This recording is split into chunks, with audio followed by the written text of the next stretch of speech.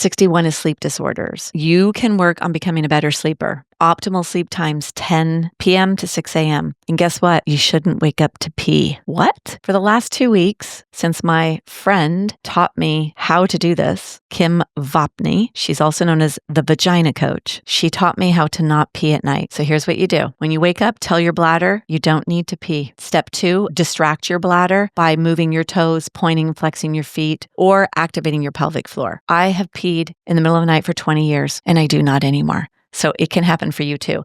Our bones remodel during sleep.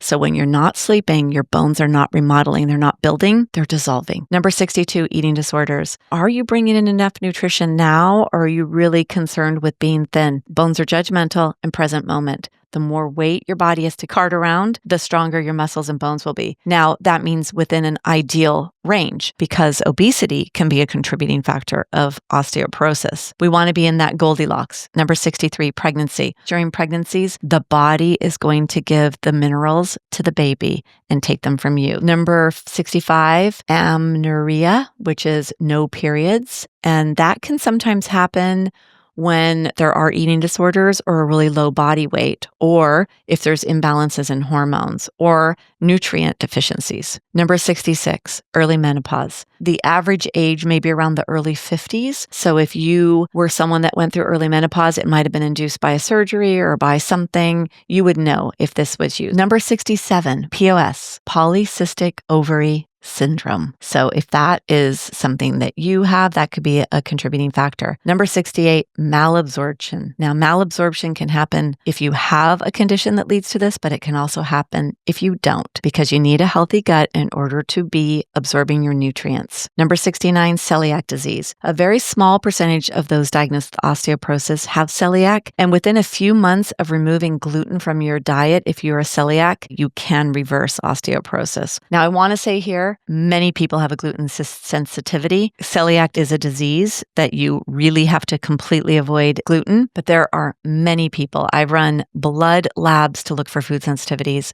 I have never found anybody who's not sensitive to gluten. And the reason, because the way we hybridize it, the way we grow it, the way we process it. And as human beings, we've only eaten this much gluten in the last 100 years. And it's in everything. It's in ketchup and soy sauce. So gluten is a terrible food when it comes to your bones and your hormones and your thyroid and your gut. Number 70, chronic diarrhea. If you have chronic diarrhea, you are not absorbing nutrients. Number 71, gastric bypass surgery. Because again, here we're going to have a lack of your digestive tract to absorb your nutrients. That could contribute to osteoporosis. Small intestinal bacterial overgrowth, also known as SIBO. This is a manageable, treatable, reversible. Look into this, work with someone, do a program where you're going to heal this if this is you. Bloating, gas, quick evacuation like diarrhea and or constipation. 73, autoimmune disorders. Your immune system attacks healthy tissue. Do you have a disease? 74, HIV or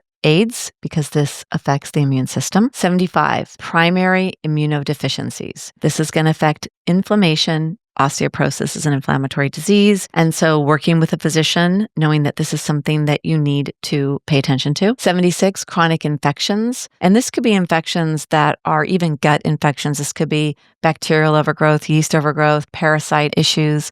It could be Lyme disease, mold. There's a lot of different factors. You might know this, or you could get functional testing to find out. 77, allergic conditions. Whenever we have allergies, we have an inflammatory response. Sneezing, lots of mucus, histamine reactions, skin, a lot of reaction shows up in your skin. 78, prolonged sitting. Do you have a desk job or something that requires you to sit a lot? Number 79, night shift work. Not getting exposed to the sun is going to mess up your internal biochemical balance, not get that beautiful dance of melatonin, cortisol, and all the hormones and chemical aspects of our body. And then also vitamin D will be affected. 80, heavy physical labor. If you have heavy physical labor and your joints are experiencing a lot of high stress, your muscles are overworked, this can be a contributing factor. Number 81, vibration exposure. This could be too much stress. If you're near something that's vibrating and moving and shaking you. 82, chemical exposure. So any kind of toxic exposure that could be having an effect at work. Neurological factors. Multiple sclerosis. That can be something that will affect bone health. And again, here working with a physician, if you have something that that you're diagnosed with or you're on a medication. 84 is Parkinson's, being under the advice of a medical doctor. 85, spinal cord injury can be a contributing factor. 86, a stroke. And this would be obvious in the way that there's a block or a hurdle or something. So working with a physician, occupational therapy, physical therapy. 87, peripheral neuropathy. I mentioned idiopathic neuropathy, which doesn't have a cause. Peripheral neuropathy might have a cause, and this is something you would work with your physician to find out what that cause is. Overtraining is number 88. Pay attention. Are you doing too much? Are you giving your body the food it needs, the time it needs, the sleep it needs to repair? 89, sudden exercise cessation. Did you all of a sudden stop something? Bones are judgmental and present moment. What are you demanding right now?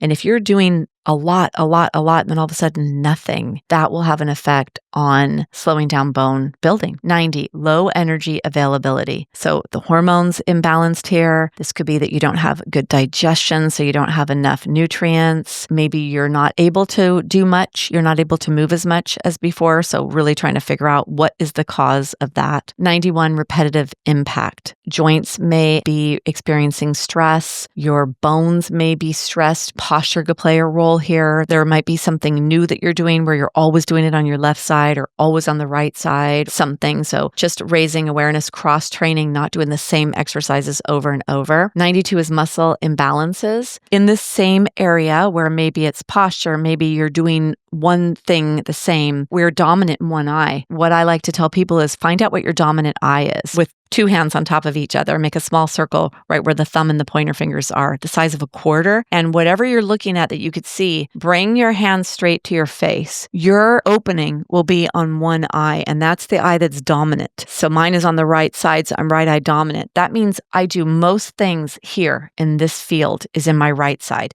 not in the left side. And that's because our brain is preserving its energy to keep you safe. So we're going to narrow the focus of what we're bringing in to make sure that right here, I'm safe. I'm safe right here. So maybe start to look to the other side and switch. Environmental stress, high altitude, that's going to deplete or reduce our oxygen levels. And that's going to have a shift in your metabolism. Your sleep may be affected. You may get headaches, dehydration. Number 94, extreme temperatures. That's a stressor on the body. And your body's going to use more energy for regulating that internal biochemical dance. Whenever the body has to prioritize something, the bones take the brunt of that. And partly because they're the bank for the minerals. Number 95, dehydration. This is huge. Think of a grape, a big, juicy grape. And what happens when it's dehydrated? It becomes a little squishy, tiny raisin. Big, juicy grape to a raisin. Dehydrated tissue, things don't get through it. It doesn't move. It would break and fray. You want to be bendable and not breakable. You also want transmission for fall prevention of your nerves and your fluids to move through your body. So with balance, we want that nervous system communication. I haven't said this in a long time, but this is reminding me of this. You know, when there's lightning, they say don't stand in a puddle of water because it'll transmit the lightning, but the electricity will transmit. Well, in our body, the more hydrated you are, the more transmissive you are,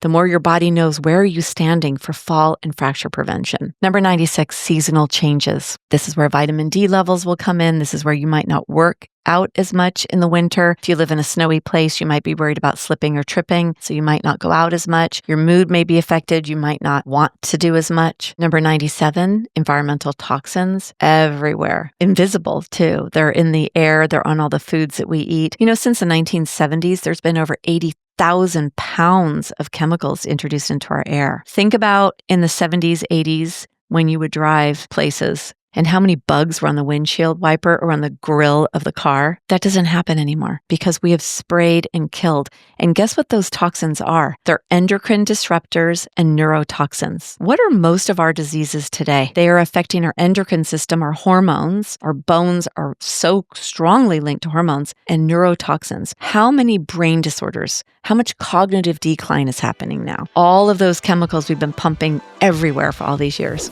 If you enjoyed this clip from Stronger Bones Lifestyle, be sure to check out the next video or dive into the full podcast episode. Before you go, hit that subscribe button so you don't miss a thing. Thanks for watching, and I'll see you in the next video.